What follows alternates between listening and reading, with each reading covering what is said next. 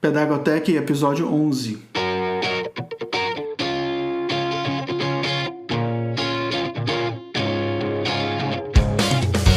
Olá, educadores do século XXI, e bem-vindos à Pedagotech.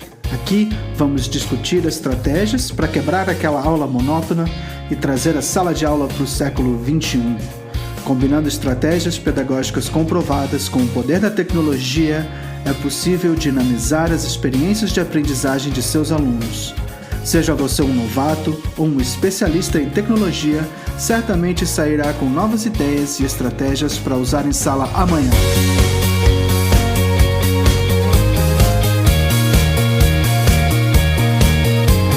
Eu sou Marcelo Osana e quero a sua ajuda para transformar a educação. Aceita o desafio? Então vamos lá!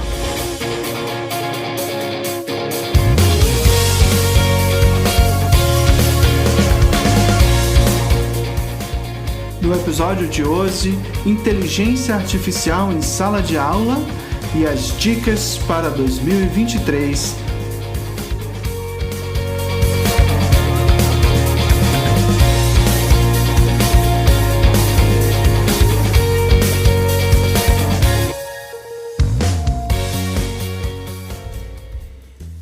Para esse episódio, eu quero experimentar uma coisa diferente, menos roteirizado e uma conversa um pouco mais livre sobre o assunto.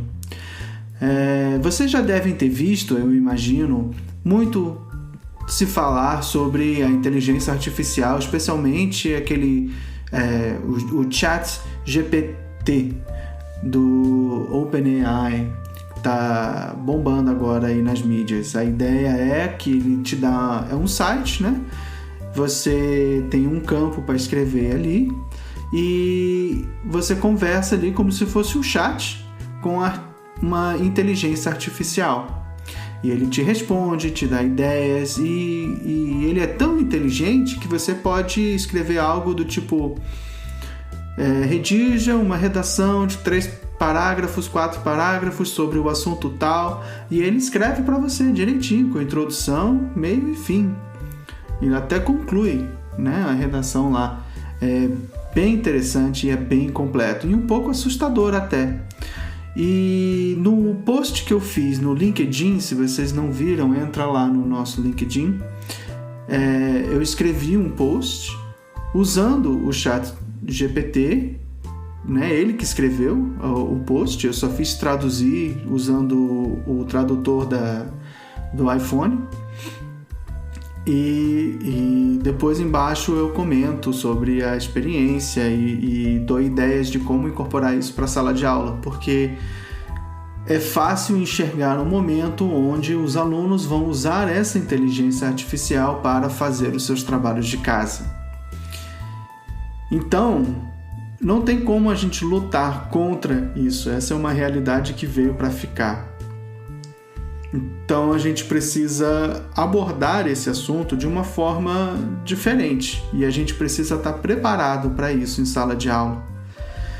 Eu estou com o ChatGPT aberto aqui e eu, como professor de inglês, acabo sempre escrevendo em inglês com essas tecnologias, porque eu acho que as traduções às vezes não são tão boas. No caso aqui, eu escrevi o prompt que eu dei aqui para ele foi quais são as 10 coisas, as 10 novos assuntos, 10 novas coisas, 10 new things que os professores deveriam aprender em 2023. Aí ele escreve aqui rapidinho, dizendo que o banco de dados deles só foi treinado até 2021, então não tem como ele falar sobre tendências futuras de 2023, coisas do futuro, mas ele me dá uma lista de 10 assuntos que ele acredita que seja importante para os professores trabalharem em si mesmo. Olha que interessante. Então ele me deu 10 dicas, aqui a inteligência artificial, 10 coisas que os professores deveriam trabalhar. E eu queria mostrar aqui para vocês. Olha só que sensato que é as sugestões aqui da inteligência artificial. Em primeiro lugar, aulas virtuais e aulas remotas e essas tecnologias. Então ele escreveu assim: saber ensinar, eu estou traduzindo livremente aqui, né? Tá, para mim o prompt está em inglês e eu estou traduzindo livremente para a gente ter uma ideia, mas ele diz assim: Virtual and Remote Teaching Technology and Best Practices. Em outras palavras, melhores práticas de técnicas de ensino para aulas virtuais e remotas. Tivemos 2 anos de pandemia e 1 ano e meio de aulas virtuais praticamente, e muito se aprendeu durante esse período. Mas eu estou vendo que muitos professores estão rapidamente largando esse aprendizado para voltar para uma sala de aula tradicional que não conversa com o futuro. Então eu acho que realmente saber usar a tecnologia nas aulas virtuais pode complementar as aulas presenciais, tornando a aprendizagem, não sei nem como dizer, uma aprendizagem 360, né? 360 graus. Assim, o professor ensina o aluno aprende em casa e ele retorna para a sala de aula com dúvidas e o que ele aprendeu, e assim a gente faz esse ciclo de aprendizagem. Segunda estratégia: Strategies for Teaching Diverse Student Populations. Estratégias para ensinar populações diversas de alunos, coisas do gênero, né? Então, inclusão, basicamente, né? Você saber trabalhar as diferentes necessidades, as necessidades diversas dos alunos. Todo mundo é diferente, todo mundo tem uma necessidade única, diferente, uma estratégia para aprender, uma forma de entender. E o professor precisa saber trabalhar com essas diferentes necessidades. E isso não significa apenas inclusão de pessoas com deficiência, mas pessoas sem deficiência precisam de personalização para o seu trabalho também. Tem gente que prefere aulas mais visuais, tem gente que prefere aulas manuais, tem gente que prefere aulas teóricas, tem outras que aprendem debatendo. Então, a sala de aula precisa ter essas estratégias diversas para conseguir abranger a maior fatia de alunos possível, né? E o objetivo é 100%, a gente conseguir alcançar 100% dos nossos alunos, mas às vezes é difícil. Como é que você faz para aumentar essa probabilidade de você alcançar todos os alunos? Trabalhando formas diversas de estratégias de ensino. Ponto 3. Integrating technology into the classroom. Integrar tecnologia na sala de aula. Esse é um ponto que é muito difícil, especialmente aqui no Brasil, com escolas que faltam recursos para prover essas tecnologias para os alunos, populações que não têm recursos para adquirir tecnologia para levar para a escola. Então, trabalhar tecnologia em sala de aula se torna um assunto bem complicado. Porém, é possível trazer, nem sei dizer, na verdade, assim, eu acho que muita gente não tem dinheiro para comprar um computador, não tem recursos para comprar um tablet, então, mas o esforço existe para comprar um celular, por exemplo, porque via celular muita gente trabalha, né? Recebe encomenda, pedidos de encomenda, conversa com clientes para fazer, né? Para fazer um bico, um dinheiro, alguma coisa. Então, o celular, ele é um computador de bolso, digamos assim. Então, quem sabe, em vez de proibir o aluno de usar o celular em sala, permitir o uso do celular para completar diferentes tarefas, pesquisas, incorporar a tecnologia por esse lado, né? Em vez de trazer o computador ou o tablet. Mas também é difícil porque falta internet, não tem créditos para a internet, e essa infraestrutura deveria ser providenciada pelas escolas, e a gente sabe que falta recursos e incentivos municipais, estaduais, federais para esse tipo de estratégia. Porém, se for possível, é altamente recomendado que se inclua a tecnologia na sala de aula. são as ferramentas que os alunos vão usar no futuro, nos seus trabalhos, nos seus empregos, nas suas carreiras. E é muito importante a gente preparar eles para esse futuro, que é inevitável. Nós não vamos largar os celulares, os computadores e as teleconferências, e essas coisas vieram para ficar. Então, precisamos ensinar eles a usar e pensar o mundo usando essas tecnologias. 4. Understanding and addressing the impact of trauma on learning. Não tenho muita certeza o que ele quis dizer com isso, mas a minha tradução livre é entender e abordar o impacto do trauma na aprendizagem. Essa palavra trauma me gera uma dúvida aqui do que ele está querendo dizer. Mas talvez ele esteja se referindo a uma questão de inteligência emocional dos alunos, né? Então eu fico um pouco sem saber como interpretar esse ponto 4 aqui. Porém, a gente sabe que muitos alunos trazem uma bagagem muito pesada de casa para a escola, e na escola é o único local onde eles têm um momento de paz, uma refeição com calma. A gente sabe que é muito difícil para muitos alunos até ir para a escola.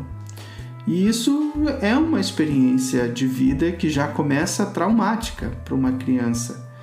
E eu acho que o professor tem que ter um pouco dessa psicologia também, de conseguir saber ouvir o aluno, acolher o aluno e fazer com que a escola seja um ambiente onde o aluno possa se sentir à vontade para expor os seus traumas. Eu não sei se é bem isso que ele está querendo dizer aqui nesse ponto 4. Enfim, número 5. Differentiated Instruction. Muito ligado com esse ponto 2, né, que são as instruções diferenciadas.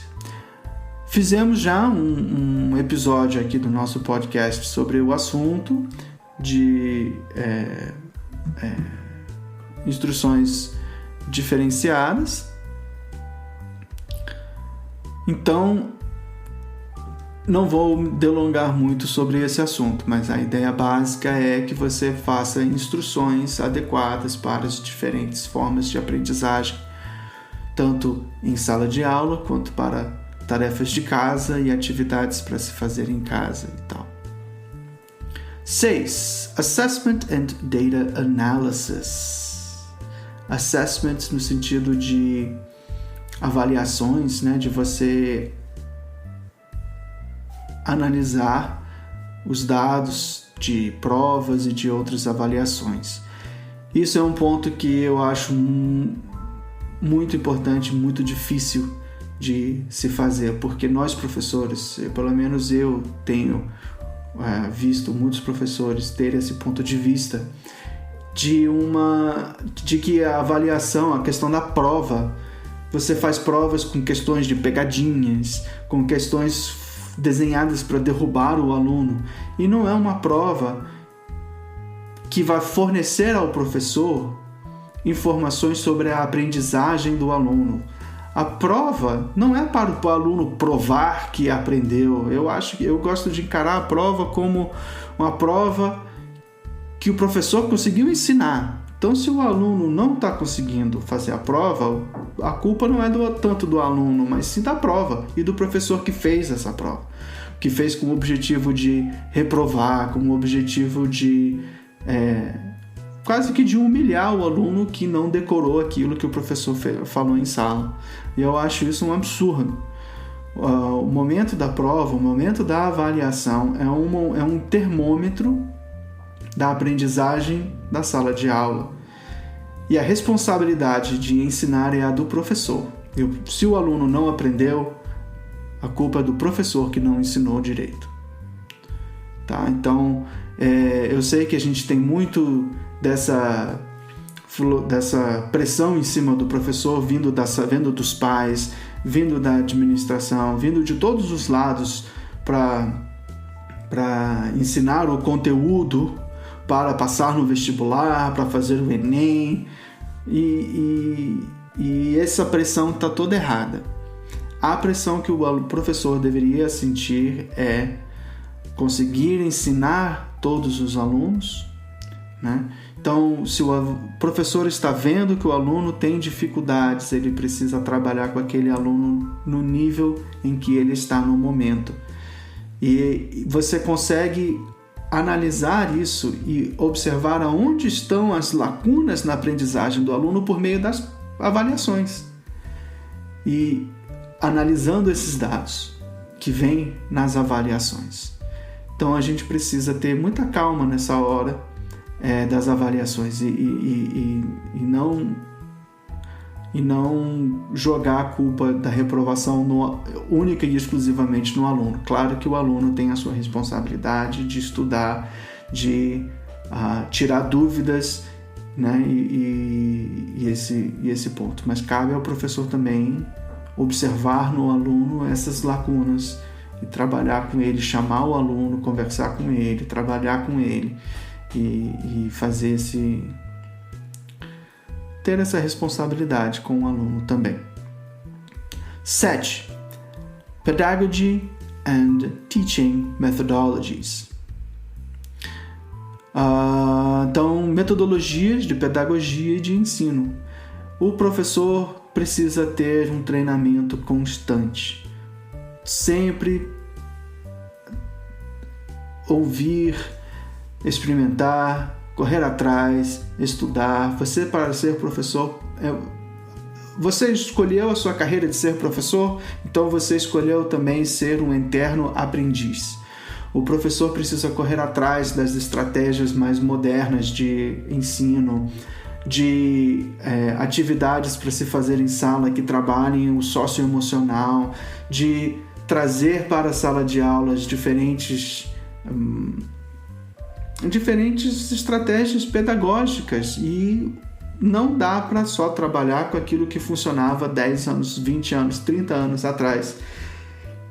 O mundo não é o mesmo de 30 anos atrás, 40 anos atrás. Quando eu estava na escola, todo mundo sentava na carteira, em fileiras, o professor era o detentor do conhecimento lá na frente da sala de aula, e ele falava, a gente anotava, ia para casa, estudava, lia o livro, decorava, fazia a prova, 2 semanas depois ninguém mais lembrava daquele assunto, e isso não pode mais ser assim. Há 10 anos isso não pode ser assim, e a pandemia bateu aqui na nossa porta, engoliu todo mundo para provar que não pode ser assim. Enfim, então cabe ao professor trazer para a sala de aula sempre novidades, novas estratégias, e para isso ele precisa estudar, estar a par das novas tendências e sempre de olho no futuro, porque afinal das contas nós estamos ensinando os alunos para viverem as suas vidas no futuro e não as vidas no passado, que já passou. 8. Educational Policy and Advocacy. Em outras palavras, as políticas educacionais. Você conhece a legislação do seu município, do seu estado? Você já estudou a BNCC? Você sabe o que tem por trás dessas legislações? Para que elas estão lá? Como que elas servem? Cabe a gente trabalhar com isso também. A gente precisa conhecer as leis da educação que existem no nosso país. 9. Curriculum Development. Ligado também o desenvolvimento do currículo. Esse número 9 ligado ao número 7, a ideia de você estar sempre melhorando, tirando novos certificados, fazendo cursos, sempre melhorando o seu currículo. Vai fazer uma especialização, vai fazer um mestrado, vai fazer um doutorado, e correndo atrás, estudando. 10. Mindfulness and Self-Care for Teachers. Esse daqui é importante. Então, a ideia de saúde emocional do professor. Então, mindfulness é uma expressão muito interessante no inglês, que significa você ter consciência da sua própria consciência, digamos assim. É você estar ligado no que você está pensando, o que você está sentindo. Então, mindfulness and self-care, o autocuidado dos professores. O professor precisa cuidar do seu emocional, precisa cuidar da sua mente, precisa cuidar de si, né? E isso é muito complicado com a quantidade de pressão que a gente sofre de outros lugares, né?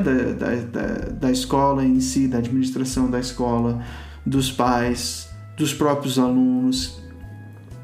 E essa pressão, essa carga mental pesa muito. E o professor precisa saber lidar com isso. Então, quem puder fazer uma terapia, corre atrás. Quem puder ter um hobby para tirar esse estresse, aprende a tocar uma música, vai escrever, vai ler livros, tenha um tempo para si. A sala de aula fica na sala de aula e a sua vida pessoal é a sua vida pessoal, e elas precisam ser separadas para manter uma saúde mental intacta. Tá? Então, esses foram os 10 pontos que o ChatGPT aqui me ofereceu. O que vocês acharam disso?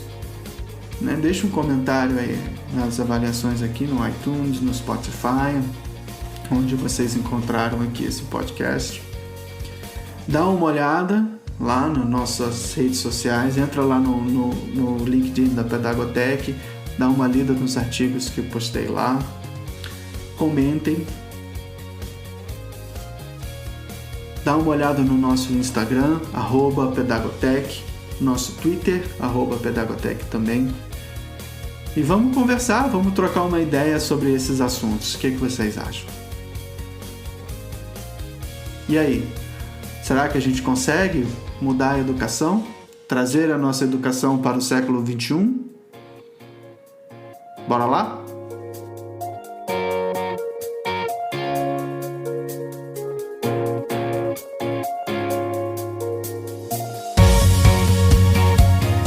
Quer saber mais? Acesse o nosso site pedagotec.org e siga a Pedagotec em todas as redes sociais para mais dicas e ideias.